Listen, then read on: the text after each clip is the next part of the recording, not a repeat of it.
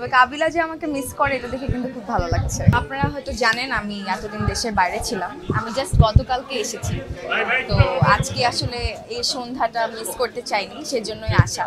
এখন আমার jet lag কাটেনি, সো এখন পর্যন্ত আমি জানি না কি কাজ বা করবো সামনে। আমার সোশ্যাল মিডিয়াতে আপডেট দিয়ে দেওয়া হবে যদি কোনো কাজ করি। আমি তো জানি না, আসলে আমার মা থাকে নিউ ইয়র্কে, তো ওটা আমার জন্য সেকেন্ড হোম বলা চলে। আমি আসলে আমার মা থাকে অনেক বছর ধরেই, বাট আমার আসলে কাজের প্রেশারে যাওয়া হয়নি। তো এবার আমি গেলাম একটা অ্যাক্টিং কোর্স করার জন্য মূলত, তো সেই সুবাদে অনেকটা মাস আমার থাকা হয়েছে। তবে আমার দেশের বাইরে সেটেল হওয়ার ইচ্ছা নেই, আমার আরও অনেক কাজ করার ইচ্ছা আছে। আই হোপ সো, যদি ডিরেক্টররা আমাকে কাস্ট করে ডেফিনেটলি দেখতে পাবেন। আমি তো অ্যাজ অ্যান অ্যাক্ট্রেস চাই অনেক ভালো ভালো কাজ করতে, সো লেটস সি কি হয়। আমি আমার ফ্যান্সদের জন্য সোশ্যাল মিডিয়াতে সবসময় নাচের পোস্ট দিয়ে থাকি। আপনারা যদি আমাকে সোশ্যাল মিডিয়াতে ফলো করে থাকেন দেখতে পাবেন আমি প্রায় মাসে একটা করে নাচের ভিডিও দিই।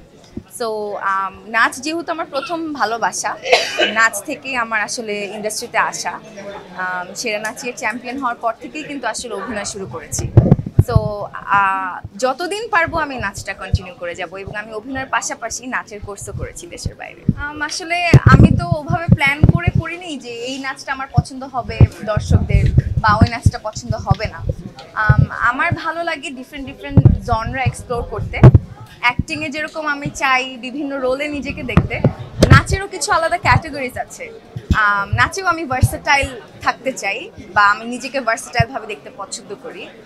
ওইভাবেই আসলে হঠাৎ করে সমুদ্রের পাড়ে ঘুরতে যাব ভাবছিলাম, আম্মু বলছিল চলো সমুদ্রে যাই। আমি বললাম যে তাহলে আমি আজকে শাড়ি পরে যাব, একটা ছোট ভিডিও বানাবো। দর্শকরা যে এত পছন্দ করবে এটা আনএক্সপেক্টেড ছিল, but thank you, I love you my audience, thank you so much. তো বেসিক্যালি আমাদের কানাডাতে একটা